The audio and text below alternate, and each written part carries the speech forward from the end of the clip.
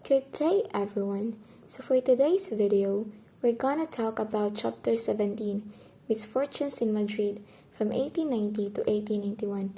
And honestly, medyo intense siya because this is where we see a more real and vulnerable side of Jose Rizal. Like, kabaluta nga si Rizal kay super bright and successful, diba? Pero during his time in Madrid, dili siya okay.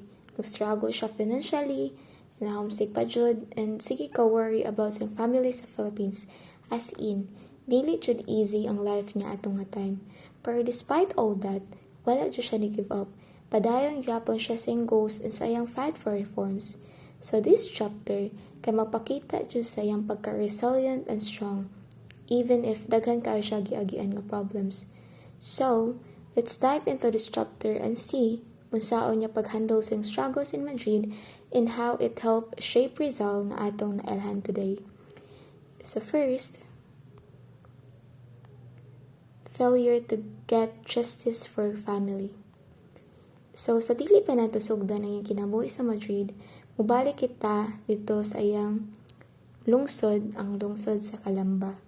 So naunsa dito ang iyang lungsod sa Calamba ug unsay nahitabo sa iyang family ug unsay nahitabo sa iya. So nagsugod ang tanan ni adtong 1887. So ako lang ning kuha nga background kung unsay nahitabo dito atong balikan. So nay nagsugo sa iyang usa ka gobernador general, ang pangalan kay si Gobernador General Emilio Terrero. Nga gisugo si Jose Rizal sa pagsusi sa kahimtang sa mag-uuma sa Calamba.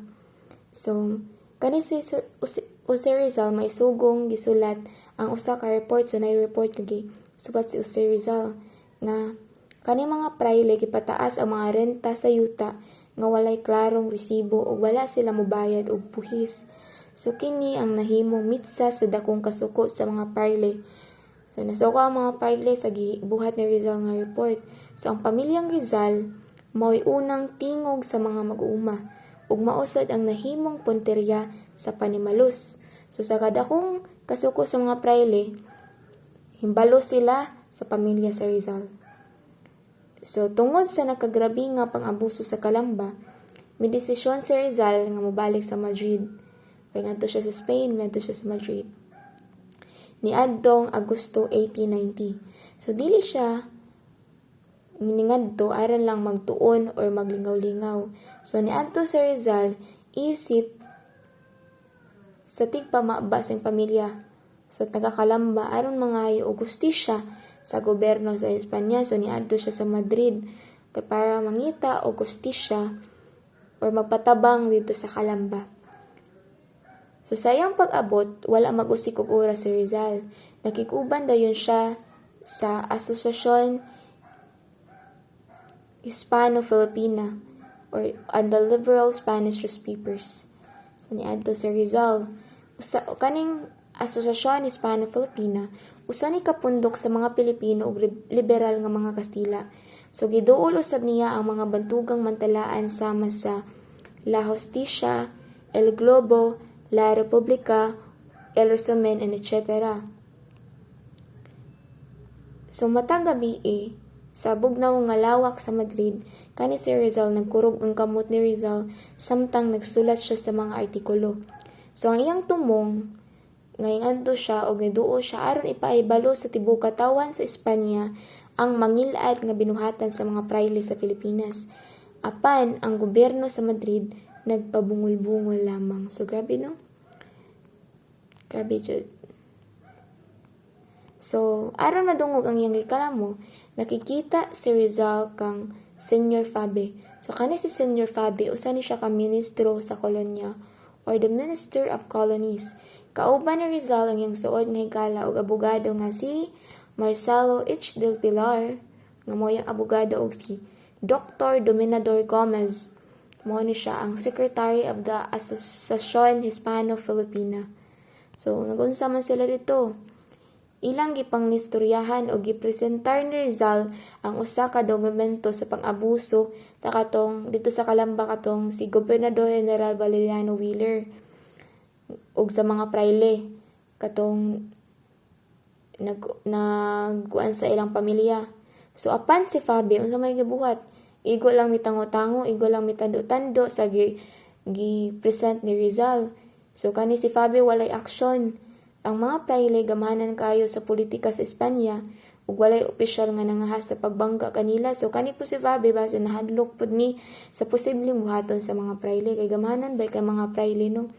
So tungod ni ini, ang mantalaang El Resumen may pagawas og istorya or kanang pahayag mahitungod sa gobyerno sa Espanya.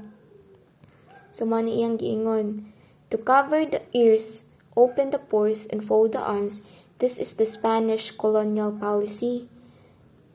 So, ingon siya, kani nagpasabot ni nga, ang gobyerno sa Espanya bungol sa mga reklamo sa mga Pilipino, kurakot, ug walay pagtagad sa mga hastisya. So, grabe no? Grabe ang ilang polisiya dito. So, samtang nag-anto si Rizal sa Madrid, wala siya masayod nga iyang pamilya sa Calamba, mas grabe pa ang gidangatan. So, dili lang mao ang kato iyang nakita katong pag usa siya ni adto sa Madrid. So, nakadawat siya og balita gikan sa Pilipinas. Usa ka adlaw, nakadawat siya og sulat gikan sa iyang bayaw nga si Silvestre Ubaldo. So, ang sulat adunay usa ka kopya sa usa ka ejectment order. So, kamanduan sa pagpalayas gikan sa mga prayle. So, na-order na nga gihatag sa ila. Ang iyang 72 anyos nga amahan nga si Don Francisco ug ang uban pang mga mag-uuma gipapahawa gyud sa ilang balay ug yuta. Gipanglabay ang ilang mga gamit sa kalsada. So, grabe jud kayo ang gipangbuhat sa prayle sa iyang pamilya, di ba? So, sa kay gibati ni Rizal ani? So, grabe jud ang iyang kasuko, grabe iyang kapungot, grabe iyang kanang pag-worry sa iyang pamilya dito sa Calamba. So, next nga tahitabo, wala pa gani hilis ang kasakit na gibati ni Rizal, may abot na sad ang sulat gikan sa iyang mag-ula nga si Saturnina. Mas kani nga later ni Saturnina, mao dyan ni nakapagdugmok sa iyang kasing-kasing ning balita. Kay ang iyang magulang nga si Pasiano Rizal ug iyang bayaw nga sila Antonino Lopez ug Silvestre Ubaldo gidakop o gideport ngadto sa Mindoro. So ang iyang tigulang ug masakitong inahan pa jud nga si Doña Teodora gipugos pagpagawas sa ilang balay. So wala na ikapuyan, di ba? So nagsalig na lang siya sa kaluoy sang igsuon nga si Narcesa. So ing adto na lang siya gipapuyo sa balay sa igsuon ni Rizal nga kani si Narcesa nga anak ni Doña Teodora. And then sa lawak sa Madrid sa akong na basa, kani si Rizal nag-inusara ni sa samtang nagtan-aw sa sulat. So grabe gyud ka subo sa kasing-kasing sa pagkahibalo nga siya ang rason kung anong nag-antos ang iyang pamilya, di ba? Kay naato siya gisuwat about sa mga prayle, about atong unsay nahitabo sa pagkuan sa katong agrarian or sa ilang lupa, sa ilang yuta. Kay kung wala pa unta ato niya gisulat ang iyang mga nobela o reklamo, malinawon unta ang kinabuhi sa iyang mga ginikanan. Kay syempre dili sila pausan sa mga prayle, dili ang iyang pamilya murag ang babawsan ba or kanang madumtan or unsa pa na, di ba? So tungod sa grabing kaguol, miduol si Rizal sa mga Kastilang politiko nga si Becerra og si Mora. Duol siya kang Becerra og ni Mora. Kinsa na ilahan nga liberal, so kani silang duha. Apan ang ilang gikaistorya puro lang tamis nga mga kanang istorya or mga simpateya ang ihatag kang Rizal. So walay usa kanila ang milihok aron tabangan si Rizal. So wala gyapon klaro, no? So nagkani si Rizal, nagsulat si Rizal sa iyang suod nga higala kaning si Ferdinand Blumentritt. So iyang gisubatan si Ferdinand Blumentritt kaniyang close friend. So nakita ni Blumentritt ang tumang kaguol, grabe yung kaguol ni Rizal sa letter nga gisubat ni Rizal. O kani si Ferdinand Blumentritt, iyang gitambagan si Rizal o iyang giingon nga siya. So, lagi paghangyo kang Queen Regent Maria Cristina. Kani si Queen Regent Maria Cristina mo ang reyna sa Espanya. Apan si Rizal mitubag uban ang pait nga realidad. Nga pait yung realidad nga yung pagkatubag ba? Ana siya nga. Unsaon man niya paghimo ni ana? Una, wala siya'y gamhanang mga higala nga makapaila kaniya sa reyna kay lisod sad mo duura siya didto nya wala siya nailhi, di ba? Ug ikaduha, wala siya'y bulawan o kwarta aron suhulan ang mga gwardya ug mga opisyal sa palasyo. Diba, lisod kay si Rizal. Unsaon man niya paghatag aron lang siya pasudlon or aron lang siya makaadto kang kaning sa reyna sa Espanya aron matabangan siya. Ay sa pagkatinuod, naglisod gani si Rizal sa pagpalit og pagkaon sa Madrid tungod kay wala na mapadala nga kwarta ang iyang pamilya gikan sa Calamba. Of course, unsaon man pagpada sa iyang pamilya nga naglisod man sad sa ilang kahimtang didto. Diba? So, ang nahitabo sa Madrid atong 1890 to 1891, mo jud tong nagbilin nga lawom sa samad sa kasing-kasing ni Rizal. Diba? Kay kung ikaw to si Rizal, grabe yung impact sa imong kinabuhi ato. Apan kini usab ang nag-usab sa iyang panlantaw. So, nakaamgo siya sa mga pagpakiluoy ug mga pagpangayo og reforma pinaagi sa malinang pamaagi dito sa Espanya. Nga walay kapuslanan, di ba? Wala joy nahitabo. Iya sang nadiskubrehan niya nga ang tinuod nga panggubat wala sa Madrid kundi dito mismo sa Pilipinas. So katong mga nahitabo.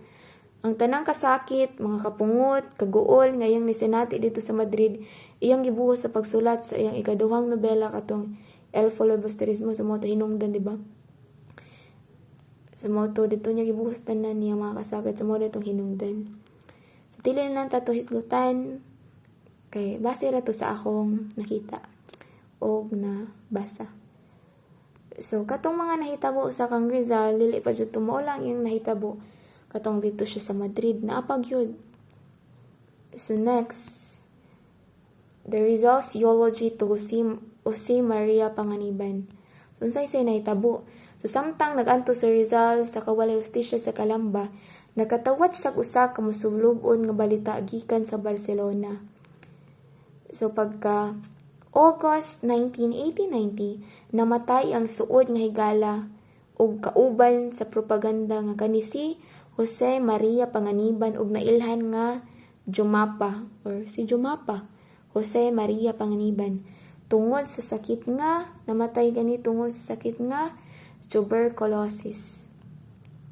Sa iyang tumang kaguol kay Rizal, diba? Kay iya gud tong kauban iyang suod tas namatay, so kaguol gud kay si Rizal. So kani si Rizal naghimo siya usa ka heartfelt message or eulogy alang kang Jumapa or kang Jose Maria Panganiban.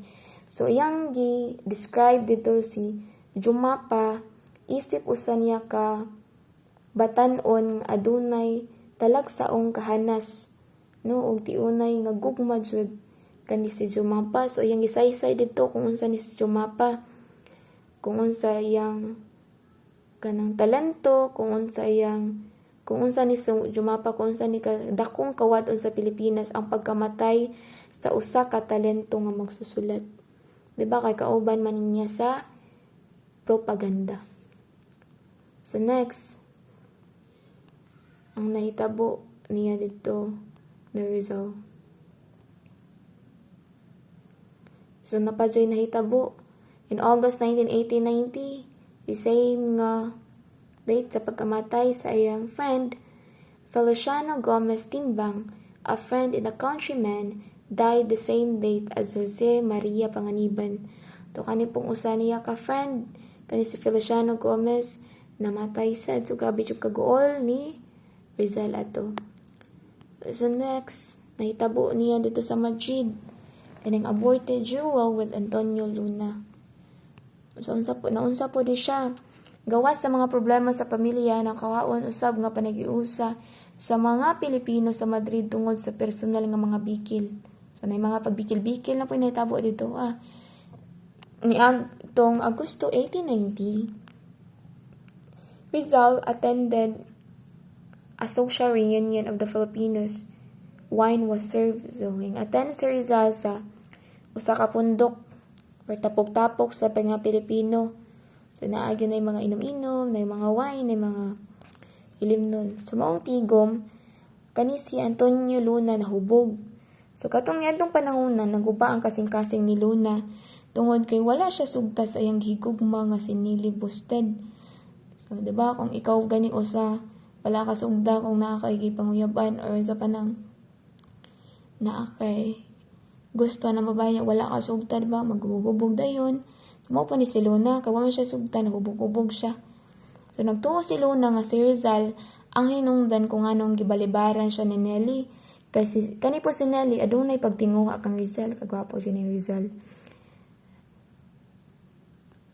Na dito niya nakita ba nga labasan si Rizal ang hinungdan nga nung wa ko sugtaan ning akong gihigugma nga si Nelly. So iyang dito niya nagatuo siya nga si Rizal ang hinungdan. So sa iyang pagkahubog, so nahubog man ni si Luna no. Sa iyang pagkahubog, nakasulti si Luna og mga insulto og dili maayong kanang istorya batok kang Nelly. So kani si Rizal nga usa ka gentleman nga pagkalak. Gentleman gani. Usa ka gentleman na suko pag-ayo no kay babae gud na tas gisultian sa lalaki. Miingon si Rizal, Luna, bawian na imong gisulti o kung dili pilia ang imong armas. So kani si Rizal yung gihagit si Luna og usa ka jewel or kana laging duay sa kinabuhi. So kini usa kana ilang gibuhat usa ka peligro nga sitwasyon kay tungod si Luna ang gihagit.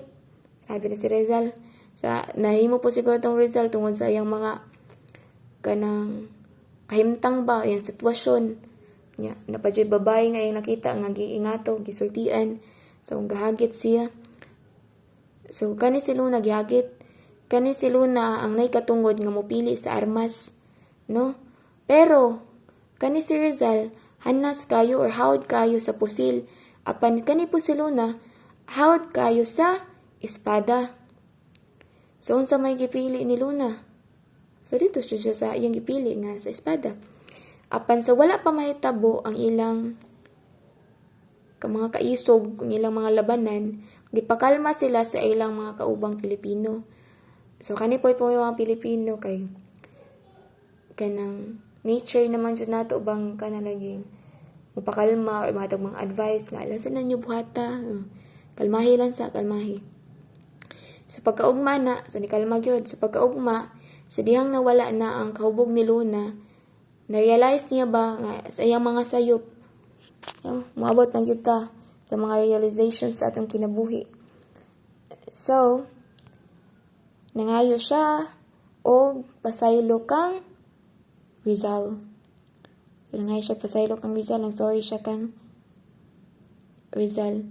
Ug unsay na itabo, gidawat ka ni Rizal ang iyang pagpasaylo? Yes, gidawat ni Rizal. O gidawat dayon kini ni Rizal ang iyang pasaylo. So, ito, nahuman na ang ilang mga hagit-hagit. So, there na po sa next slide. Rizal challenges Wenceslao Iritana to a duel. So, after ni Luna, diri na po kang Wenceslao Iritana. So, wa madugay no ang insidente kang Luna. Laing hagit na po ang giatubang ni Rizal. Niining higayuna, dito na po siya batok sa usa ka Espanyol nga tigsulat. So, usa ni siya ka writer kani si Wenceslao Ritana. So, kani si Ritana, gibayaran sa mga praile aron gubaon ang dungog sa mga Pilipino sa Espanya. So, grabe jud kaani ang mga praile no, nagamit jud sila usa ka tawo aron magsulat para maguba ang dungog sa Pilipino ngadto sa Spain. So, nagsulat ni si Ritana og artikulo sa nga ginganlan niyag La Epoca nga nag-ingon nga ang pamilya ni Rizal ug yang mga higala gipapahawa sa kalamba tungod wala mo bayad sa ilang abang bisag wrong jud no nga gibuhaton nga diskubaan ni Rizal nga ang mga praile nanukot or kuan ba to patasan nila ang renta sa yuta sa walay resibo walay gipakita kung unsa na. So ang giingon sa dito sa mga praile katong sa kang Ritana pagsuwat dara nga kaning pamilya ni Rizal wala nimo bayad sa ilang mga abang o renta sa yuta. So pagkahibaw ni Rizal ato, nasuko pag-ayo si Rizal. Kay alang sa iya, insulto kadto sa iyang pamilya nga nag-adtos ngadto sa Kalamba, of course. Diba, kung ikaw kadto sa Rizal, unsa kay imong bation? No? Sa kay bation nga giatake ang imong pamilya dito. Nga nahisulat dito sa newspaper sa Madrid. No? Unsa kay bation nimo? Sumasuko jud ka. So, insulto man kayo sa pamilya ni Rizal. So, nagpadala dayon si Rizal o iyang mga representante aron hagiton si Ritana sa Osaka. Katong gibuhat nilang Luna. No, after ni Luna, si Ritana na pod. So, kani si Ritana, may lang ni siya sa hawad kini siya musuwat. Apan kani si Ritana, gibati sa hadlok. So, nahadlok si Ritana tungod kay nabalo siya nga kani si Rizal, usa ni ka sharpshooter. So, itong naibawan nga maayo po ni sa pusil si Rizal, no? So, after paghagit niya, tigiton tato si Ritana, pero kani si Ritana nahadlok ni. Imbis nga makig-away siya, nangayo siya pasaylo kang Rizal. Niya, og nagkuhan siya, after niya, ay nangayo siya pasaylo kang Rizal. Og nagprint dayon siya, og iyang gibawi ang iyang gisuwat, ngadto sa pamilya ni Rizal. So, kung unsa to iyang gisuwat atong mga, iyang gidautan, katong gisugo sa pile, iya do iyang gibawi, nagprinta siya lahi. Isa iyang gisuwat. So, sukad ni adto, wala na siya mo kuan kang Rizal. Gani sa ulahi, kani si Ritana nahimong dako. Pag sa ulahi aniya, si Ritana nahimong ning dako nga tigtigom sa mga gisulat ni Rizal. Ug siya ang nagsulat sa labing unang biography or katong talambuhay ni Rizal. Sa talambuhay ni Rizal, kani si Ritana ang nagsuwat nga gipatik sa Osaka, Espanyol. So, mo ito'y nahitabo ka ni si Ritana. Na yung Ritana believed that discretion is the better part of valor and more to save his own skin. Ritana at once published a retraction and apology in the newspapers. So, the incident silenced Ritana's pen and he developed a great admiration for Rizal. So, mo ito. So, sa biography ni Rizal ka ni si Ritana ang usapod nga nisulat. So, next. So, pinahitabo ni Rizal dito sa Madrid. So, infidelity of Leonor Rivera. So, unsa man sad ni ang nahitabo. So, one night, Rizal and his friends attended a play at Teatro Apollo, and there he lost his gold watch chain with a locket containing the picture of Leonor Rivera. So, kani si Rizal,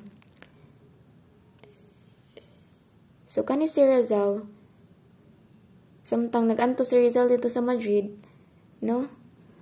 Osaka, murag misteryoso ang panghitabo ngay nahitabo, no? Kay kalit lang nawala ang kaniyang bulawan nga kadena nga relo nga adunay laket nga may hulagway sa hinigugma nga si Leonor Rivera. So nakakita na mo aning laket nga kanang may picture.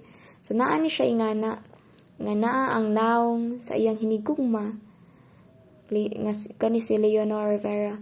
So ining katong gabi una nakulbaan si Rizal kay giisip niya kini nga daotan nga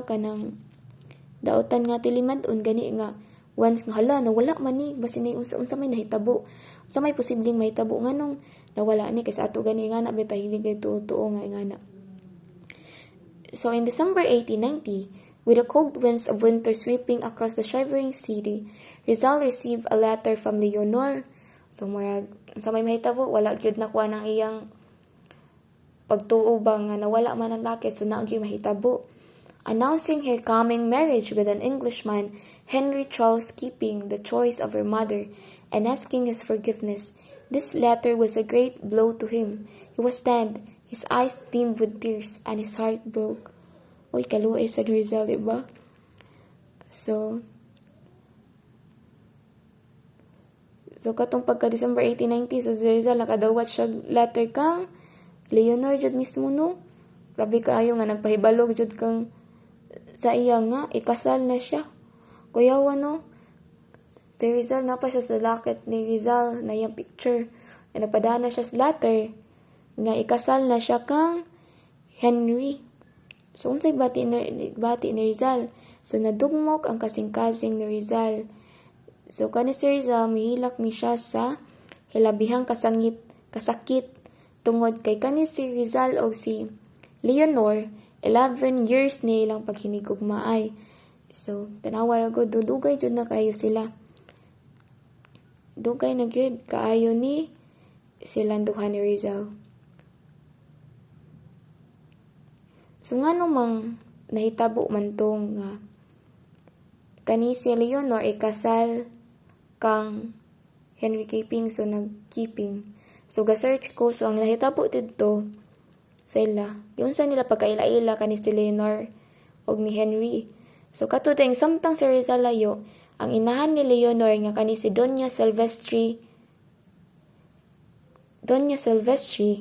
nabalaka pag-ayo alang sa iyang anak. Kay alang kaniya peligroso ang maminyo sa usa ka rebelde. So kani si Rizal ginganlan nila rebelde or filibustero. So gitaguan ni Doña Silvestre ang tanang sulat ni Rizal aron maputol ang ilang komunikasyon. So kani tungod po na niyang mama aning Leonor no. So samtang si Rizal ayo magpadasyag suwat sa iyang higugma, pero kani si Doña Silvestre mo ni ang murag nahadlang ba pataguan yung suwat ni Rizal. So niadtong panahon na nay usa ka batan-ong English engineer nga kaning gipanganag Henry Keeping ang katong niadto sa Pilipinas kamo trabaho pagtukod sa rili sa tren. So usa ni siya ka engineer. So tungod ka ang pamilya ni Leonor mibalhin man sa Kamiling Tarlac, so kanunay nga mag-adtuan kani si Henry Keeping sa mong dapit aron ma-inspeksyon sa riles. So dito niya na ila-ila si Leonor. So nadani dayon si Keeping sa kaanyag ni Leonor ug nagsugod sa pagpanguyab kaniya. So tumakita nga gwapa bay kani si Leonor. So dali ra na fall si Henry. So gipaboran dayon pud ni sa inahan ni Leonor. Si Keeping kaadunahan kini ug walay atraso sa gobyerno. So of course engineer. Si Rizal wala na diha, so nakaibaw siya nga si Rizal to sa Madrid ing pandaguan ng suwat. No, so tungod kay wala na lawat nga sulat si Leonor po gikan si Rizal kay pataguan sing mama. Sulod sa pipila ka tuig, nagtuo si Leonor nga gilenta na siya sa iyang hinigugma. No? Grabe. So sa katapusan tungod sa pagpamugos sing inahan, misugot si Leonor nga maminyo kang Keeping niadtong June 17, 1891. Mo ni sila nag-minyo. But after na, pag February 15, 1891, several agonizing weeks passed before he could confide to his best friend, Blumentritt. Blumentritt sent him a comforting letter. 3 months later, Blumentritt sent another comforting letter. So pagkaibaw ni Blumentritt sa na-broken man ni Rizal, kay 11 years ko to the bands na ibaw si Blumentritt. So, as a friend, as a close friend, nagatagpo ni og mga comforting letter si Blumentritt kay Rizal. Mo ni ang nakabutang sa letter sa tumasahan. I am grieved with all my heart that you have lost the girl to whom you were engaged. But if she was able to renounce Rizal, she did not possess the nobility of your spirit. She is like a child who cast away a diamond to seize a pebble. In other words, she is not the woman for Rizal. So, grabe po niya pag-comfort word kang Rizal kay iyang ingon no nga, na, di na para sa imo ng babae. Marking ana ba? Para sa ato ba, kung natay friend nga i-comfort, tag-ing ana, dayon tag-as kinag-message ato nga i-comfort nita, magbuhat din ng mga istorya nga maka-comfort sa imong nararamdaman. So, mo ito ang ibuhat ni Blumentritt as a close friend ni Rizal. So, next, the Rizal del Pilar rivalry. So, after ni Luna, after ni Ritana, napod ni si Del Pilar. So, niadtong sa 1890, nagutubang na usab sa krisis ang komunidad sa mga Filipino. Sa Madrid, no? Nanapoy nahitabo nga krisis. Tungod sa nagbangi na po ni ang liderato tali kang Rizal o si Marcelo H. Del Pilar. So kani si Rizal ang giila nga leader kaniadto. Apan si Del Pilar nahimo usab nga popular tungod sa iyang maayong editorial nga La Solidaridad. So nabaw naman tangan kani si Del Pilar no nga usa ni siya ka editor sa La Solidaridad.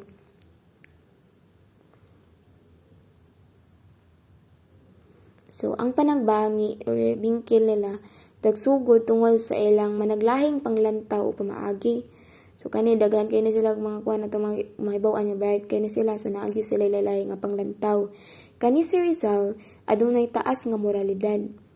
Kani si Rizal dili siya ganahan nga ang mga Pilipino sa Madrid mag-usik-usik gani silang panahon kanang sa pag-inom, kanang mga sugal, kanang sa mga kanang mambabayi ba kunya gusto niya nga kanang ang mga Pilipino mag-focus sila sa pagtrabaho o pagtuon alang sa ilang nasod. So grabe gid po ni ang moralidad ni Rizal. Apan ang ubang batan-on wala ganahi sa pagka-istrikto ni Rizal, mao nga may paluyo sila kang Del Pilar, so wa sila nakauyon sa unsay gusto ni Rizal, adto sila sa kang Del Pilar. So aron mahunong ang panagbangi, nagtigom ang mga Pilipino ni adtong January 1, 1891. So nagtigom ang mga Filipino aron mopuli og usa ka opisyal nga leader nga tawgon og responsable. So ang leader din nila dito tawgon og responsable nga mao ni ang magdumala sa kalihukan sa propaganda dito sa ilang buhat. So kani si Marcelo H. Del Pilar po di ay ato lang makita.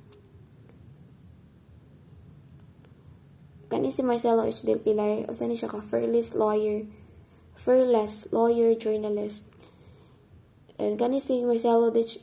Del Pilar gained prestige in Madrid for his vigorous editorials in La Solidaridad, which he became to own. He had purchased this fortnightly periodical from Pablo Rianzares, its proprietor, and had replaced Cristiano Lopez Zaina as its editor. So mo ni ang si Marcelo H. Del Pilar. Then Marcelo H. Del Pilar, the editorial policy of La Solidaridad under his management enhanced the cleavage between Rizal and him. The periodical's editorial policy was opposite to Rizal's political views, sa moto kong giingon ganina. So kato pong 1891, about 90 Filipinos in Madrid met to patch up their differences and to intensify the campaign for reform. They decided that a leader called responsable to be chosen to direct the affairs of the Filipino community and to determine the editorial policy of La Solidaridad. So mo na to no, wala jud nagkasundo ang mga Pilipino. Wala jud nagkasundo. Then in the same date nga nahitabo na siya, the same date, Del Pilar opposed the proposition. However, was willing to publish articles that would express the aspirations and demands of the Filipino people. So, lahi gud pod ni moralidad ni Del Pilar. So, owing to Del Pilar opposition, the meeting proceed to the business of electing the responsable. So, nahihinabo nga moral vote, nag-vote sila, ga-elect sila kung kinsay mahimong responsable. So, unsa gito ang responsable? Mo ni ang leader, nga mahimong leader dito sa ilang La Solidaridad. So, it was agreed that the responsable should be elected by a 2/3 vote of the Filipinos. So, man na ilang ipagkasunduan nga dapat ma-elect ang responsable 2/3 vote of the Filipinos. Then after mo ning Rizal abdicates his leadership. So, unsay nahitabo after ato nga ilang kiagrihan. So, may nahitabo ka. So, nahitabo ang eleksyon sa unang semana sa February 1891. So, pagka Pebrero 1891. So, nabahin ang grupo. Sa duha ka kampo. Ang mga Rizalistas o ang mga Pilaristas, diba kay lalahi man itong pananaw. Si Rizal o si Del Pilar. So, nabahin ang grupo. Rizalistas o Pilaristas. First and second day of voting, Rizal won but he did not obtain the required 2/3 vote to be responsibly. So, manahitabo sa unang duha ka adlaw sa botasyon, Kay Rizal ang nag-una apan wala niya makuha ang gikinahanglan nga percentage nga boto aron opisyal nga ideklara ang nga mahimo siyang responsable. So bisan pag siya ang nakakuha sa dako nga boto pero wala man nila gikuha ang required nga 2/3 vote nga mahimong responsable. So after third day of voting, Rizal won and became the responsable because of Mariano Ponce that appealed to his countrymen to vote for Rizal. So pagka ikatulong adlaw, kani si Mariano Ponce nangampanya alang kay Rizal. So nakuha ra gyud ni Rizal ang mayorya nga boto. So nakuha ra gyud niya ang kinahanglan nga so 2/3 sa boto nga mahimong responsable. So unsa kay nahitabo after?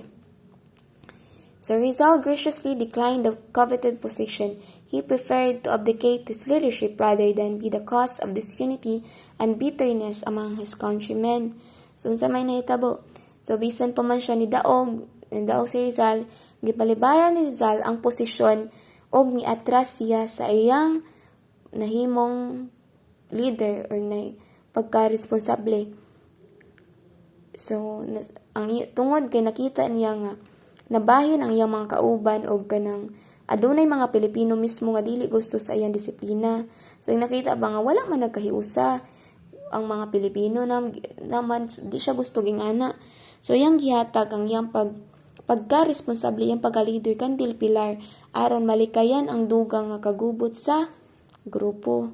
So gusto lang niya nga malinawon ang mga Pilipino dili gusto sa iya tas nahimong siya. So iyan na lang gihatag kang till pillar ang pahimong responsable.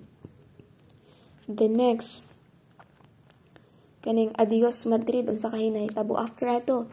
So niadtong Pebrero 1891 tungod sa mga kanang kapakyasan, tungod sa mga kaguol pagibati ni Rizal, no, katong mga kapakyasan niya ang katong wala pagtagad sa gobyerno sa iyang pamilya sa Calamba, wala gyapon nahitabo bisan pag unsa iyang gibuhatid to, ang kamatayon sa higala nga katong si Jumapad ba namatay to ang iyang friend niya katupong iyang hinigugma nga si Leonor nga nagpakasalain ug iyang katong iyang panagbingkil sa liderato sa Madrid nung dagano sunod-sunod gyud nahitabo niya.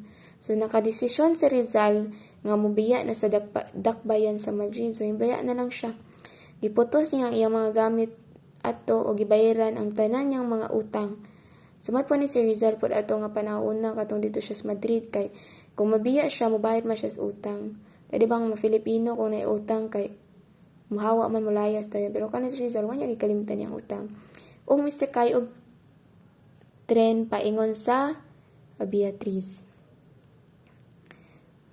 So as he gazed through the window of his train at the city of Madrid, where he was happy during his first sojourn in 1882 to 1885, but unhappy on his second visit to 1890 to 1891, it was the last time he saw Madrid. So grabe po ng kuha ni Rizal no, iyang kaagi no, nga pagbiya niya, no, samtang nagsakay siya sa train atong ma-imagine ba na kitanaw niya sa bintana ang Madrid ba. So, kana naging makita na to sa mga movie or teleserye kung atong makita ning na kahimtang results, no?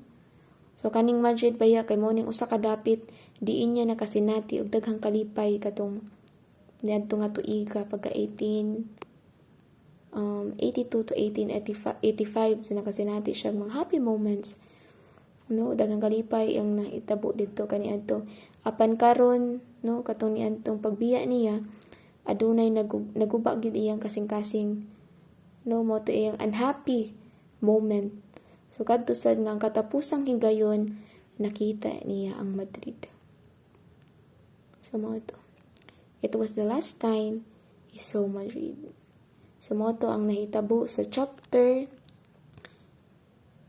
17, Misfortunes in Madrid from 1890 to 1891.